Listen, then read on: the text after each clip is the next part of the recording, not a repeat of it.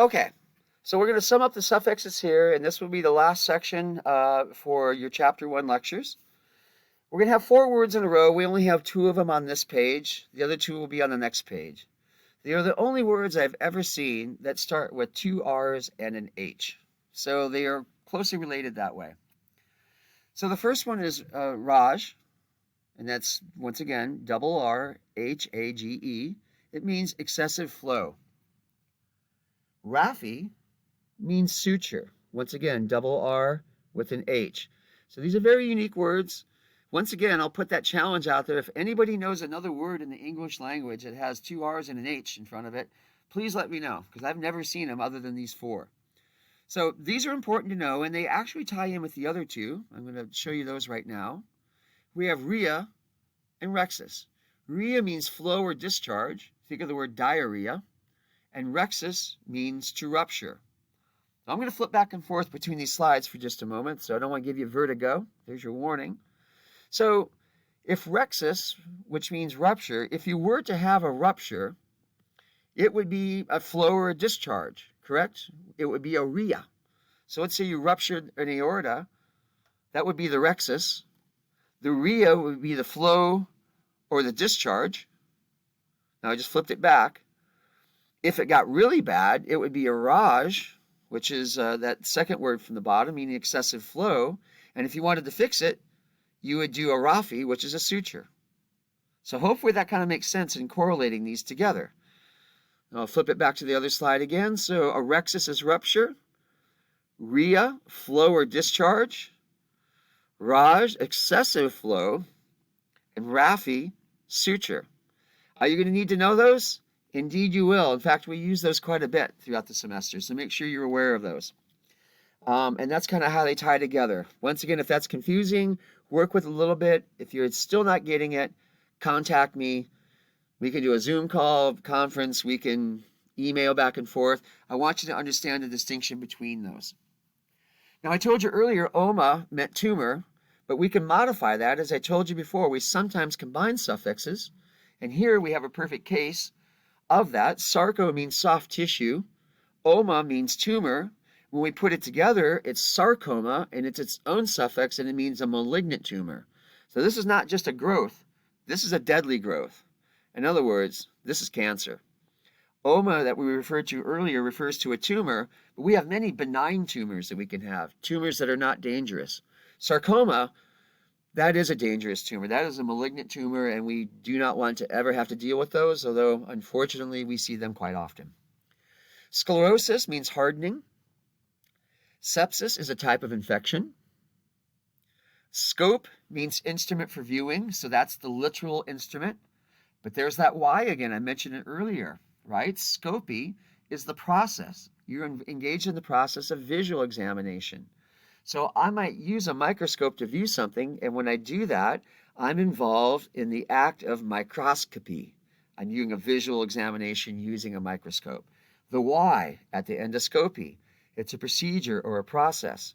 So that falls into my 60% rule. It's got a Y, and it's something we're doing. Spasm is an involuntary muscle contraction. Stasis means to slow, stop, or control. Stenosis is a narrowing. Stomy is forming an opening. Tension means pressure, as in hypertension, which is high blood pressure. Hypertension. The tension is referring to the pressure part of that word. Therapy is treatment. Thorax means chest. Tosia means labor, childbirth. You're going to see that once this semester. So if there's a word you don't have to really super hard focus on right now, that might be one of them. Once again, tome is an instrument to cut. So typically a knife. In medicine, we call them scalpels. And all forms of medicine have different forms of knives to do different types of cutting. In other words, different forms of scalpels to do different types of cutting. And most of them are called tomes. Like I've seen cardiotomes for heart surgery. I've seen dermatomes that are about cutting skin. So it's the instrument to cut. And here's my Y rule again. Tomy, there's a Y at the end of it. So now we're engaged in the act of a procedure. It's an incision. So tomi is talking about making an incision. So if we're cutting into something or cutting, opening skin to perform a surgery. So tomi, the Y indicates procedure. There's the 60% rule I talked about. Toxic, pretty clear. We use it in common English, means poison. Tripsy is a surgical crushing. Trophy is a nutrition and growth. Eul means small. Think of the word minuscule. Is a Latin word that means structure. And I'll jump to the bottom for a second because us is a Greek ending that means structure. Or us. Either one can mean structure. And urea means urination or urine. That's it. That is pretty much all the prefixes and suffixes you will need for the semester. It is definitely all the word building rules you're going to need for the semester. So that's the end of your week 1 lecture series, if you will. Not all the lectures are going to be this long. Not all the lectures are going to involve this much memorization. Once we hit chapter 2, as I said earlier, things are going to flow a little differently.